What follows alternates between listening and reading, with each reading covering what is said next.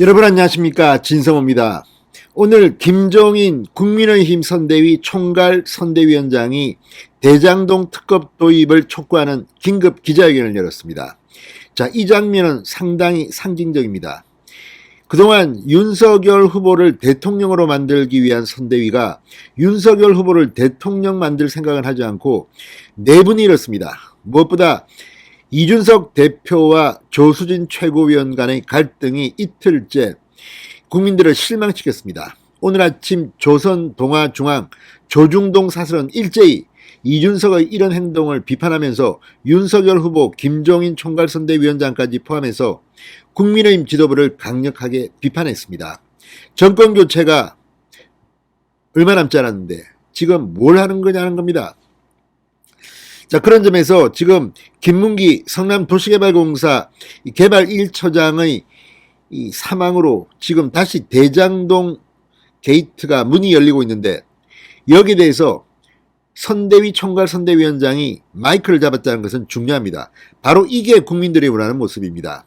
이준석은 이런 건 하지 않습니다. 이재명 후보를 비판하거나 민주당 정권에 대한 비판보다는 내부 갈등, 내가 억울하다, 자, 조수진이 뭘 보냈다, 그리고 내가 빠지면 좋아하는 사람들 아무튼 오늘도 이준석은 민주당을 비판하기보다는 당대표로서 자신의 억울함을 기자들에게 호소하는 그런 발언들을 이어갔습니다.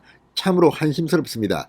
그런 점에서 김종인 총괄선대위원장이 긴급 기자회견을 여는 모습은 이게 바로 선대위 모습이라는 생각이 듭니다. 자, 잇따른 의문의 죽음, 김종인 위원장은 특검 도입을 촉구했습니다. 그리고 오늘 안철수 국민의당 후보, 심상정 정의당 후보 연이어서 대장동 의혹에 대해서 이재명 후보를 공격했습니다. 이게 제대로 된 모습 아닙니까? 자, 그런데 오늘 김종인 위원장의 기자회견에는 대장동 특검 말고도 많은 질문이 쏟아졌습니다. 특히 이준석 대표의 이 행동, 그리고 이준석 대표의 발언들에 대한 질문이 잇따랐습니다. 그런데 김종인 위원장의 답변은 의외였습니다.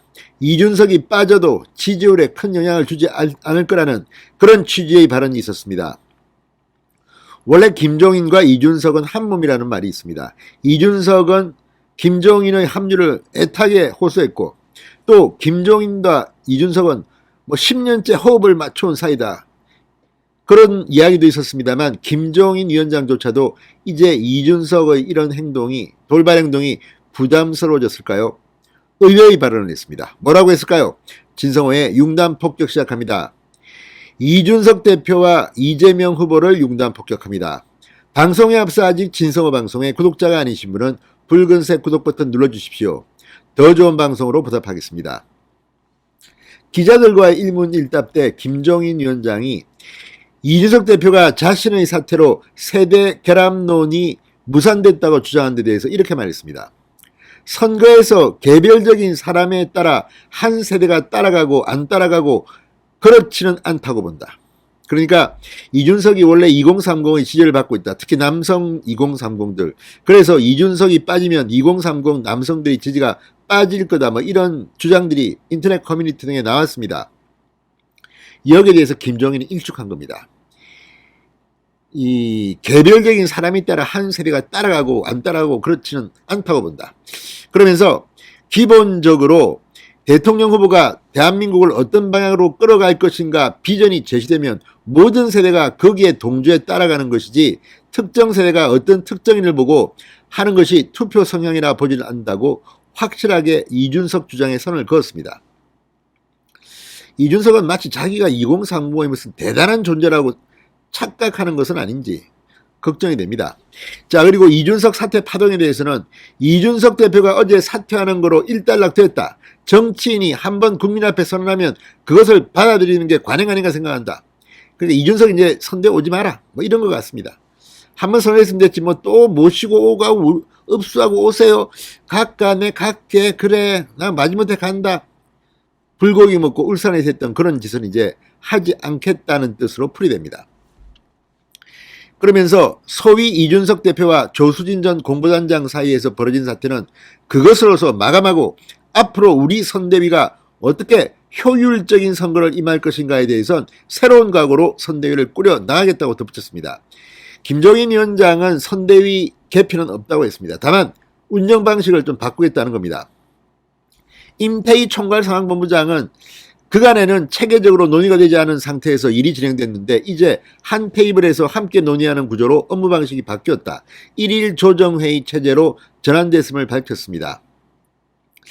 앞으로 김종인 위원장이 주관하고 권성동 사무총장과 제가 공동 운영할 것이다. 진작 이렇게 해야 되는 거 아닙니까? 이제서 이걸 합니까?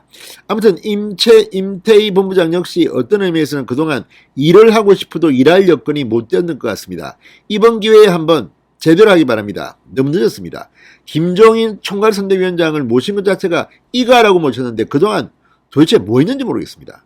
김종인 위원장도 정신을 좀 차려야 합니다.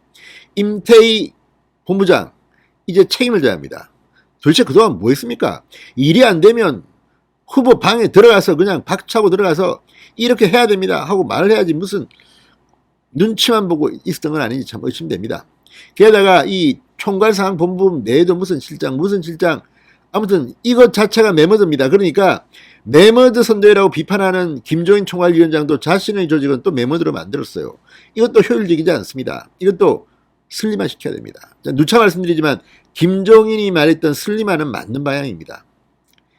자, 어쨌든 이제 정신 차리고 좀 하기 바랍니다.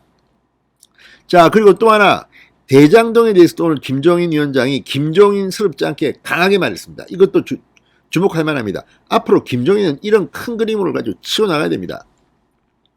자, 김종인 위원장 이 긴급 기자회견에서 이렇게 말했습니다. 이재명 후보가 국민의 의심을 벗어나려면 지금 즉시 특검이 필요하다.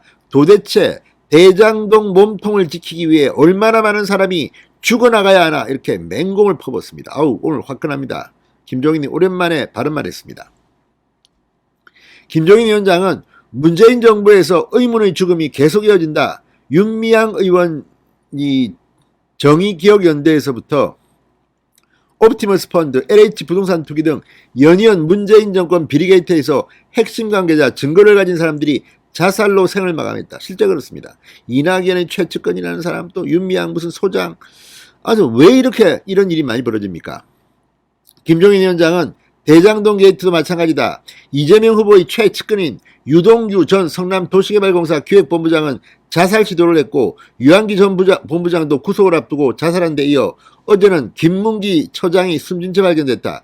이들 모두 화천대유 대장동 사업에서 수천억 원의 이익이 생기게 한 초과 이익 환수 조항 삭제 관련 이재명 후보 측 핵심 관계자다. 이렇게 말했습니다. 김문기 차장은 성남도시개발공사가 윗사람을 두고 자신만 고소한 것에 분노했다. 몸통을 놔두고 꼬리 자르게 한다는 유족의 울분을 무겁게 받아들여야 한다고 말했습니다. 이재명 후보를 향해서 관련자들의 연이은 죽음에도 이 후보는 사과 한 번 없이 빈정거리거나 아무런 언급도 않는 뻔뻔한 태도를 보인다. 민주당을 향해서는 국민을 기만하고 있다. 지난 9월 국민의힘 등 야당 의원 107명이 특검법을 제출했지만 민주당의 방해로 아직 법사위 상정도 못하고 있다. 이 후보는 말로만 조건 없는 특검을 한다고 거짓말하고 민주당은 시간을 끄는 이중플레이를 하고 있다. 국민은 더 이상 속지 않을 것이다. 그러니까 이걸 왜 이준석 대표와 김기현 원내대표가 못했냐는 겁니다. 이게 언제적 이야기입니까? 9월부터 이걸 지금 못한 책임은 누가 집니까? 자, 오늘 이 긴급 기자회견 김종인에 이어서 이 다른 정당에서도 지금 김문기 처장의 죽음에 이재명 후보를 공격하기 시작했습니다.